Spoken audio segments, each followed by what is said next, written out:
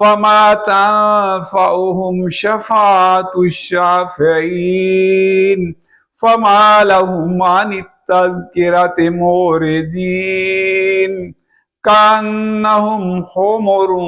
مستنفرة فرت من كسورة بل يريد كل امرئ منهم أن يؤتى صحفا منشرة كلا بل لا يخافون الآخرة كلا إنه تذكرة فمن شاء ذكره وما يذكرون إلا أن